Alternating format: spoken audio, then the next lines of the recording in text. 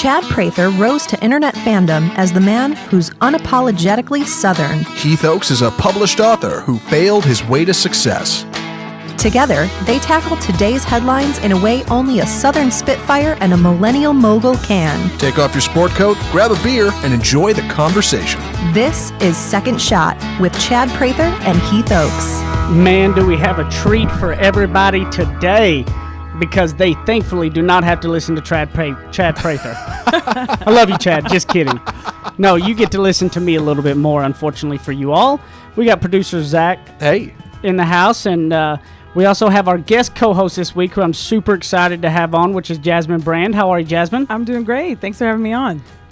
Chad is out traveling, obviously, with a lot of, he's got a ton of shows going on and stuff, and Jasmine is somebody that I've known for a little while, who's a marketing specialist, brand specialist, and we'll get into more of her story and what she does later on in the show, but I thought she was going to be a perfect guest co-host to have on and help bring us some marketing brand, because we haven't talked a whole lot about that, even though like Chad, for instance, is he's branded himself in a way of how it is. But as I listen back, Zach, it's funny, we haven't talked a whole lot about that, and I don't know why, but I thought this would be the perfect time, and we found some good headlines. You had a really rock star one, so just for everybody to know as well, what we do is we take headlines and we don't necessarily get into the meat of the headlines, like in specific debating that topic, as much as we try to. That headline grabbed us to make us figure out how to spin that to help you in your personal or relationships and business as well. So we'll get started off here with Jasmine. You said you had a pretty good one. I did, and I'm glad to be the brown female version of Chad today. Thanks for having me on.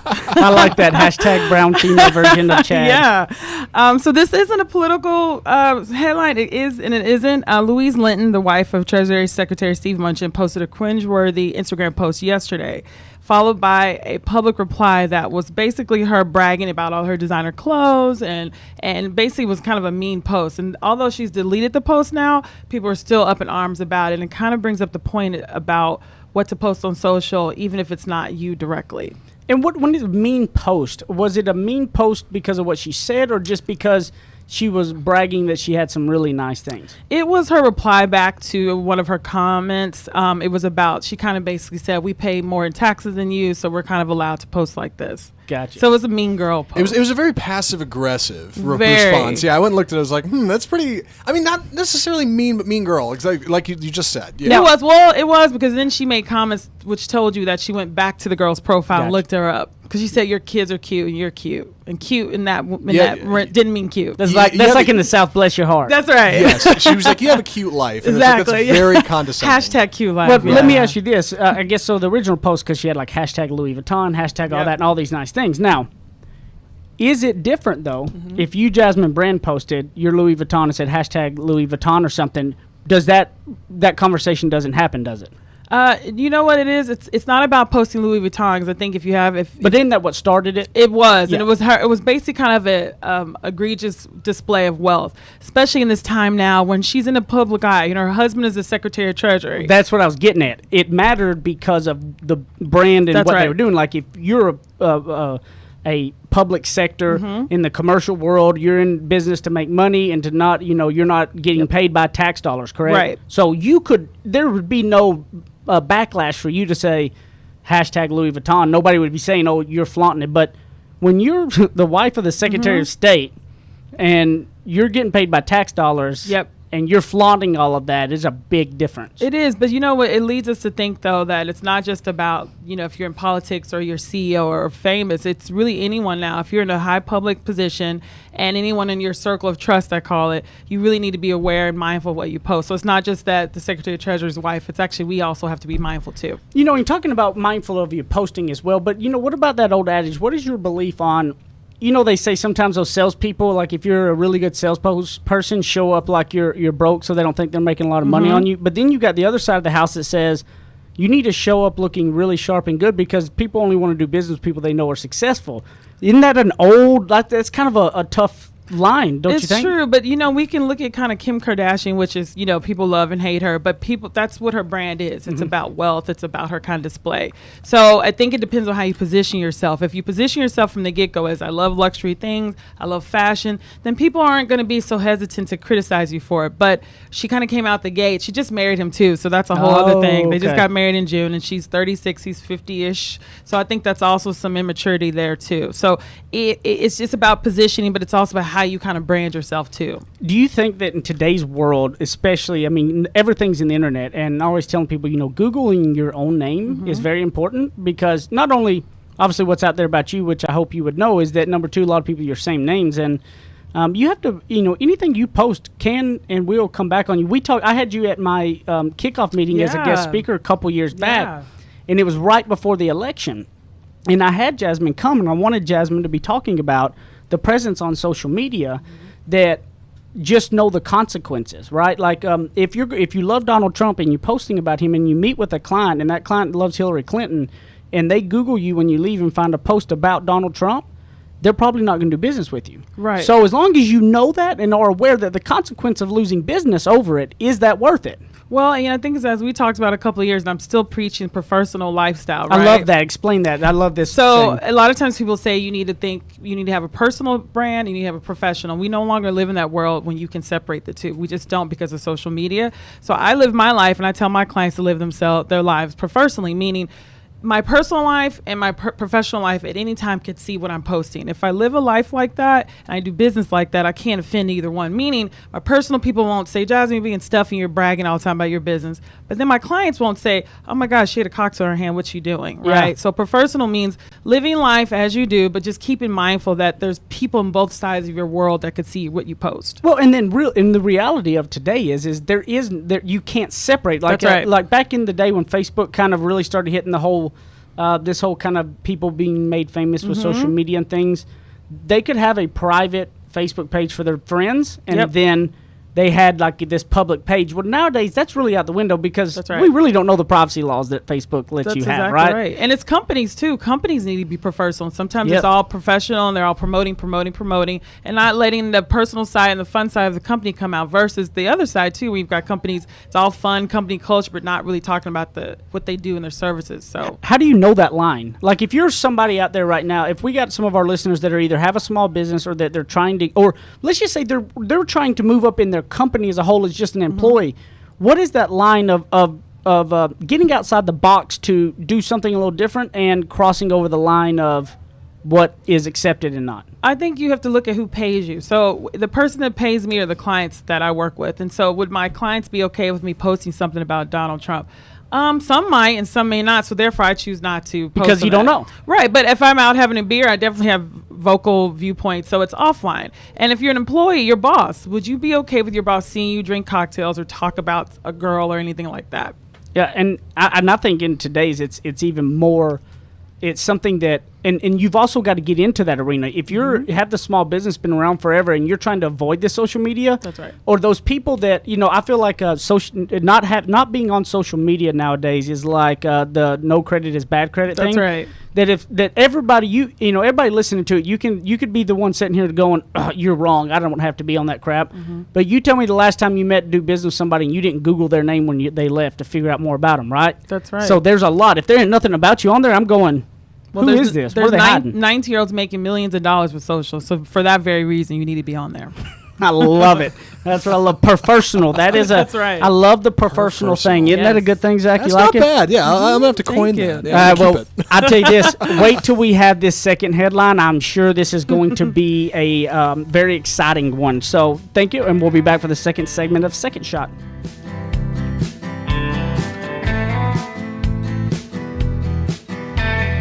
He likes cowboy hats and boots. And he's a suit and tie kind of guy. Chad Prather and Heath Oaks host more of Second Shot coming up on RNCN.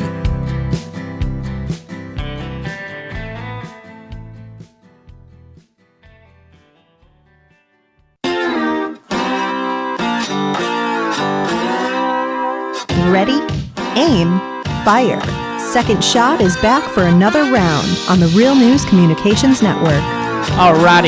We're back for the second segment of Second Shot, and I am really pumped about this. This one is interesting. I can't wait. This one right here is something that when we get done, you're going to have to Google the headline to just see the picture itself. You got to see the picture. But this second headline, I'll set this up. Okay. It's got 6 Little League girls. They're probably 12 to 13 years old, probably, in this picture, and they did a Snapchat, a little snap post, I guess. The headline says, booted for flipping the bird. Harsh? ? Sure. Necessary ? Absolutely. So basically, you got 6 12 to 13-year-old girls in Little League in the dugout after the game they won, all flipping the bird to the camera. So imagine watching a Little League game on television, the cameras throughout the dugout, and there are several players with their middle fingers outstretched toward the opponents on the other side. Would that warrant a disqualification of those players? So basically, the Little Leaguer stuff disqualified the entire girls softball team after this Snapchat photo. 6 of the players flipping the bird with the caption, "Watch out, host." Yeah.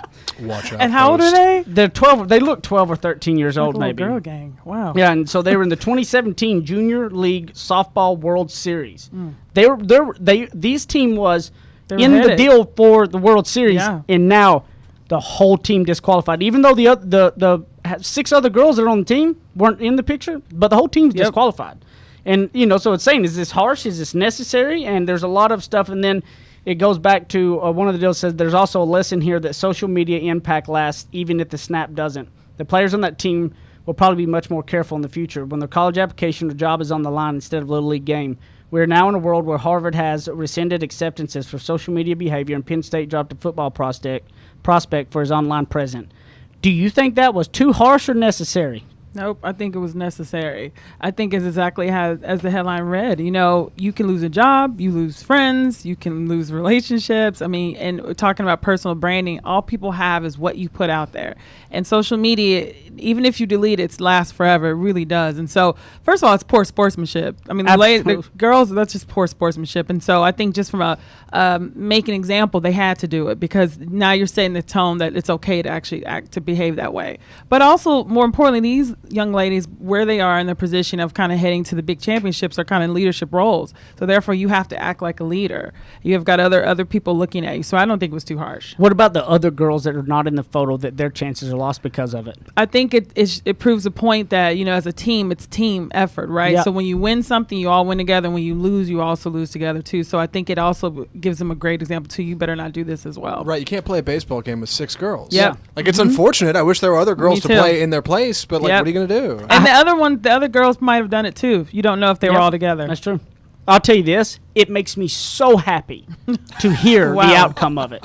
Because we're finally giving consequences to our children. That's right. I'm seeing a slight sliver of hope that some parents in today's world are actually giving consequences to children instead of coddling them and making them feel like the world is all a safe space. That's right. It's not. Unfortunately, it's not. Yeah, and that's the reality. And I have done some social media classes for young ladies and their teens.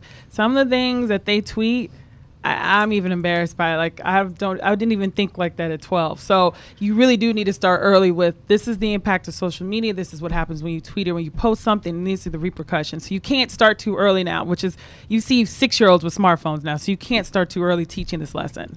I was thinking about it now, having a 3-month-old daughter. I would snatch her up so fast. The fury of me would be not good for her. Yes. So no matter what I love the fact that we are finally holding kids accountable. You're going to be a tough dad, huh? Oh, she is. She's not going to be doing no flipping the bird on a picture. I can tell you that. Yeah. And I hope that all of those parents were I don't know how this ends up coming to play. Like the poor sportsmanship alone, the leadership of that team, that what happens to how 6 girls get in there and flip the bird at 12 years old is beyond me. I'm just proud, though, that we didn't try to have this really safe space recant about it. That, look, they just made a mistake. We're going to let them go forward, because my dad always told me, he goes, son, you always got to be careful about who's in your truck. If you don't smoke pot and they got pot in their pocket and you get pulled over, and you're both going to jail. And the headline would read, Heath Oaks and so-and-so in jail for pot, whether or not you had anything to do with it. So that's what I like about this is it's putting that statement that, look, it sucks for those other girls. Yep. But what's good is it's going to make it worse for those ones involved in this photo, because they not only now have to deal with this public scrutiny, they have to deal with their parents, but they have to deal with their other teammates being extremely mad. I love the fact that it's going to teach them what real life is about. Actions have consequences. Well, just only imagine what's on their individual pages, because a lot of times their pages are private because their parents make them. But can you only imagine what they've posted on the individual? So this will hopefully make them think about what they're posting on themselves. But also, I'm from the South as well, and when we would get in trouble, we had a public embarrassment. And so you need to be humiliated, like my parents did us when we got in trouble. Like we got our butt whooped right there in front of everybody. That's right. Yeah, we had my grandmother. We had to go get a switch off the tree, and she would do it in front of everybody. It's funny you said that. That literally was my wife was she could not believe the switch thing. I told someone else too, and they go, that's child abuse. I was like, it was. And it kind of was. And if you went and picked the too small of that's one, right, you had to go back and get one. one. Yes, Heath, I know. No one understands my pain. But I'm going to tell you this. I'm not a scarred person. No. You know what I mean? Like, it's not the end of the world. I think you're doing okay. Yeah, I mean, and at the end of the day, and it's corporal punishment or not, there are consequences to your actions. Right. That's what has to be taught. Whether or not you believe it is a quiet time into whatever, however you believe the discipline needs to be, the fact of the matter is there needs to be consequences, because in real life you cannot be there to protect your kids. That's right. Now, what is your thoughts around the kids and social media? I mean, we know that kids' brains are not formed. It's almost like social media is turning into a vehicle like our cars and trucks, to where we have a license till they're 16 to get on drive cars, truck, because they're not quite their brains are not formed enough. Yep. Now we got kids 10, 11 years old able to do stuff that literally, like this little group of girls right here, this could harm them for a long time, and they are still kids. They have a lot to learn. Where do you draw the line as parents with that stuff?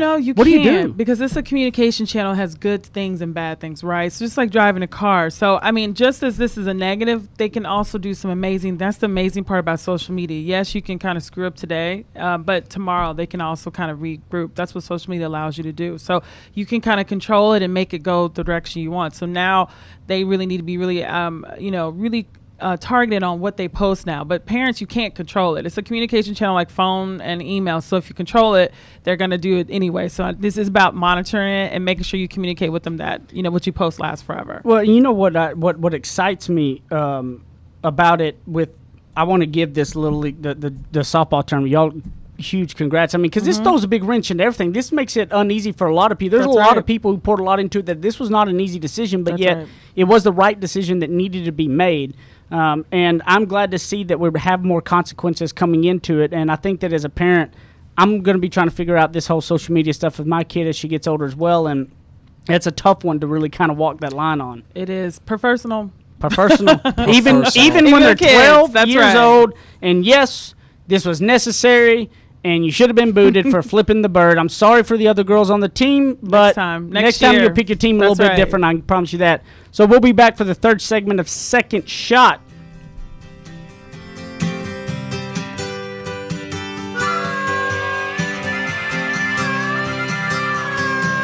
Now that's what I call ignorance on fire. More of Second Shot with Chad and Heath still to come.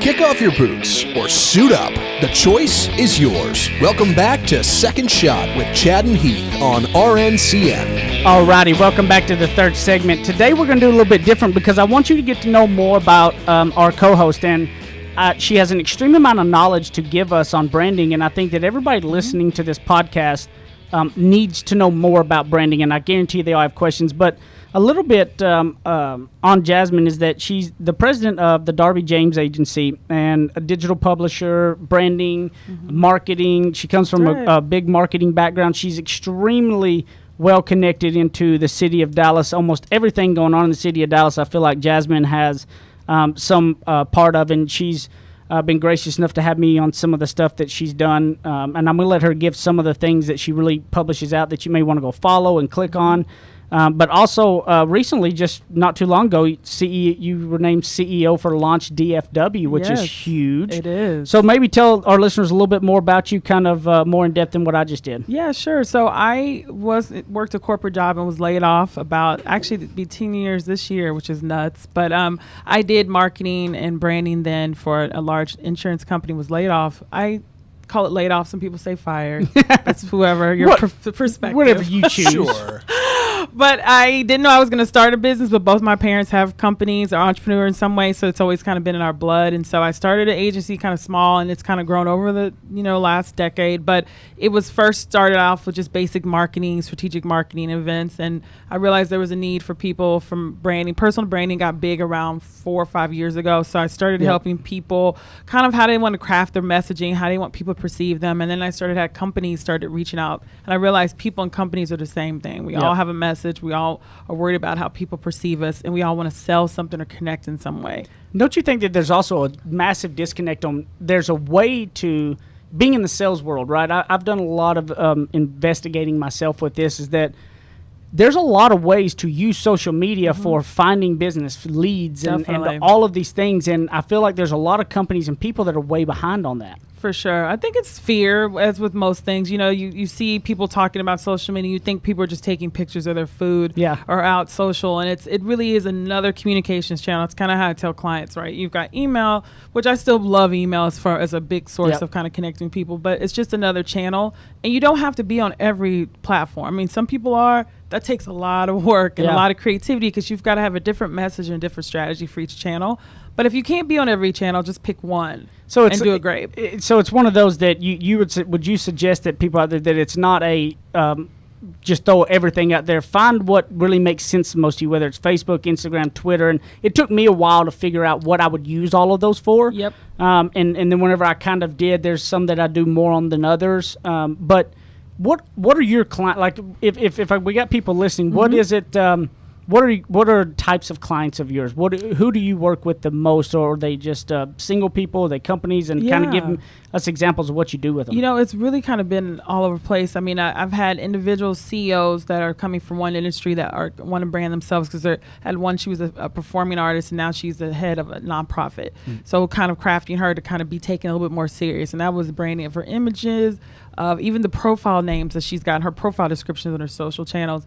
And then I've worked with some really large universities, and it's about us kind of how do you attract students, and more importantly, how do you diversify the students. One of the schools I've worked with, they actually were trying to get more online students, which typically tend to skew older. And so us kind of looking at all the images and kind of what channels are we using. If it skews older, I mean, Facebook is still kind of the go-to for a little bit older. Instagram is a little bit younger audience, so we use both of those channels. Instagram to get the younger students excited about attending, and we use Facebook to kind of track those newer, older students. Would you say that there is a lot of times when you have clients that come to you, that they tell you what they want their brand to be, but when you go look at everything online, that would you say that probably most of the time it's completely opposite? It's not what they're wanting to put out. Like, is that a big thing? Yeah, definitely. The people who have too much going on, I usually have to scale them back. And then people who have a superstar sitting on a pile, they are too busy working. And I'm actually the worst example. I'm like a hairstylist whose hair is not done, because I'm doing so much work that I don't always focus on my own social. And I'm like, oh shoot, I need to be posting too, but it's because I'm actually out there doing it. Yeah. So I even think now it's like you've got to have strike a good balance between living it and doing it, and also doing actually social. Some people spend so much time posting that they're gurus and leading all this boss babe. That's the big hashtag too now. But you've actually got to actually be a boss babe offline too. Yeah. So. And what I love too about Jasmine, she does a lot in the women's leadership, just arena in general of pushing with women leadership and stuff. And you're always very good at the way you dictate everything that you say and do. You don't come off as the I'm woman, hear me roar, like that like over the top. You come in and say, look, I'm a leader, whether male, female, whatever. And I really appreciate that about you. I've always liked that. And So give us a little more about the CEO thing of DFW, of Launch DFW. Yeah. What is Launch DFW? What is that title going to be? What are you going to be doing really? And how's that work? So, what's interesting, when you really focus on your brand and it's an authentic place, opportunities come your way. I think that's what I've always tried to tell people, that if you're doing it authentically and not forced, that people are naturally going to find you because they can kind of see and understand what you're doing. And so I was reaching out, wanting to kind of do some more coverage for a blog I was working on for more tech companies. I wanted some research on how many startups we had here, and I ended up meeting with the founder and we started talking, and of course, me being an A-type, I was providing all these suggestions. And then of course, and he's like, we really love your assistance and kind of taking it to the next level. So it's really exciting. And it's started in 2009, and it's basically kind of like a daily news site that really talks about the tech startup community here. But what I'm really excited about is kind of diversifying that. So it's launched DFW, and we've really focused on just Dallas, but the tech startup community is growing around the North Texas. So I'm excited about kind of reaching out to those different communities to kind of see who's creating what kind of innovative ideas do we have here, and also to diversifying. It's been kind of a young white dude kind of situation at Launch DFW, and there's lots of like people, women, there's older too. That's the interesting thing. I've been finding a lot of people starting companies their second career in their 40s and 50s, which is kind of dynamic too. The whole diversity thing is such a massive issue, and but don't you think though there are times, how do you do it without forcing a round peg into a square hole? You would never want a job because you were a African American female. Right. Would I agree? That's right. 100%. There's no way you'd want it because of that. That's right. You'd want it if you're the best person, no matter what. How do these companies and stuff diversify without pushing the round peg in the square hole? I think not using the word diversity Gotcha. is the first one. And two, when I always am invited to speak, they'll invite me to come speak on a diversity conference or whatever. There's usually no white males in that, because if it says diversity, you almost feel like you're not sure if it's part of me. So what I suggested to this conference I spoke at was, you should say how to make money and make a ton of money in a short period of time.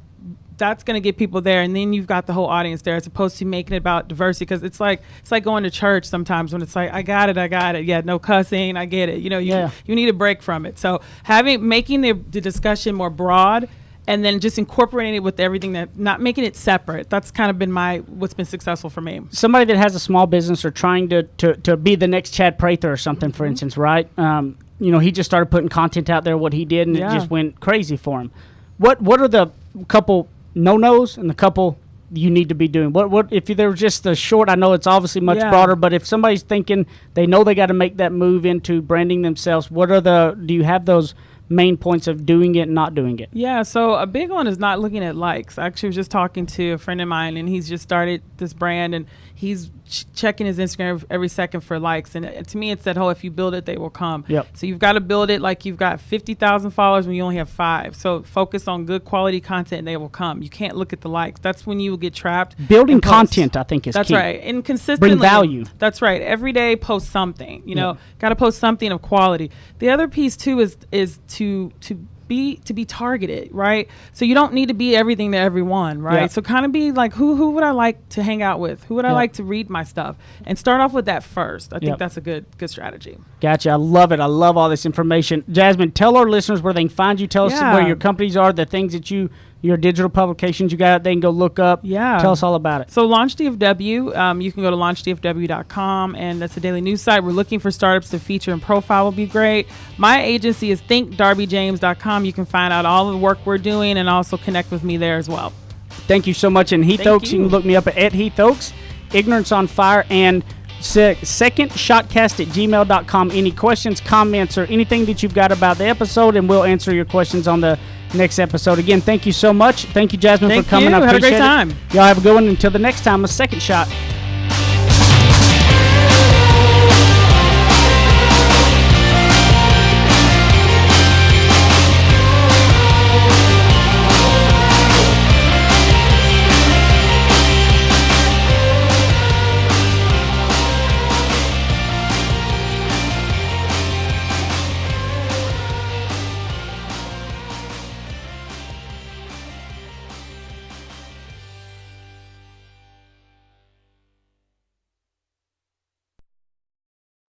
You're listening to RNCN.